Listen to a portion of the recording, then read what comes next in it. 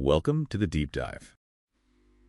Okay, so today we're looking into something huge on YouTube and places like it. Scam baiting. This whole idea that started with a pretty strong moral pitch, right? Like justice through frustration, wasting a scammer's time, preventing fraud. It felt, well, righteous, maybe even victimless. It definitely had that appeal, a powerful hook. Oh. But what we're seeing in the sources now is that the whole thing's kind of fallen apart. What looked like vigilantism, it's shifted. Now it seems much more like, well, manufactured entertainment. Manufactured how-so? It's this sort of cynical role reversal, actually. Our sources point towards significant content fraud, where the audience, you, might actually be the final unwitting mark. Whoa, okay. Content fraud. That's a big claim. So the core premise is broken. How did faking it become, necessary for this whole genre to even survive? Let's unpack that. Right. Well, the first big hurdle was reality, basically. The initial success stories often featured, let's say, less sophisticated scammers who got angry easily. But the sources are clear.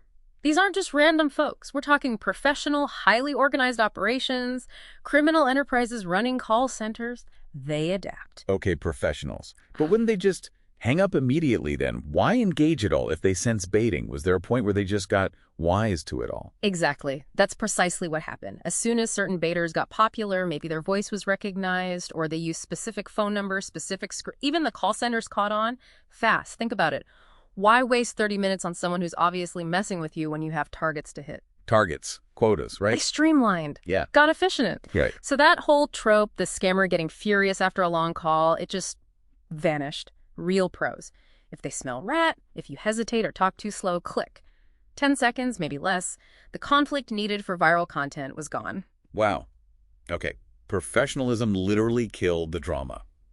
But hang on, there's another layer here, isn't there? Something much darker that complicates that whole justice idea anyway. Yes, and this is critical. It's what some sources call the unseen tragedy.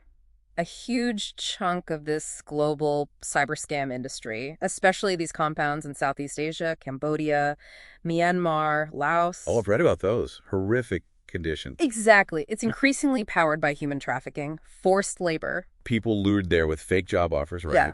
Often educated people. Then their passports are taken. They're trapped. Detained, threatened with violence, even torture. And they're forced to work these scams. They have brutal daily quotas, time on calls, money scammed. So, wait, if the person on the other end of that bait call is actually an enslaved person, terrified of not meeting a quota, then wasting their time isn't sticking it to the man. It might actually be putting that victim in more danger, inflicting more stress, risking harm for them if they don't make their numbers. that completely flips the script. The long, frustrating call we used to cheer for.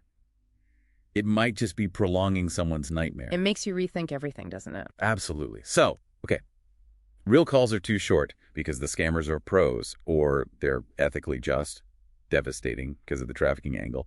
But audiences still want the drama, the confrontation. So creators needed something. This is where the fabrication comes in. That's the theory, yeah.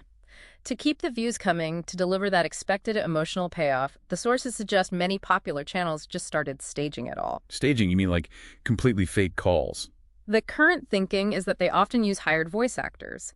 Professionals who can nail the accents, the frustration, the anger, basically perform the role of the scammer on cue. Actors playing scammers for scam baiters. Actors delivering those perfect, viral-ready moments of outrage, fluent in whatever regional accent is needed. That's profoundly ironic. A genre supposedly about exposing fraud is now potentially built on fraud, presenting fake calls as real. That's the crux of it. The creator isn't fighting a scam anymore in those cases. They're effectively, well, running their own deception by passing off staged content as genuine interactions. So, wrapping this up, what's the takeaway for someone watching these videos?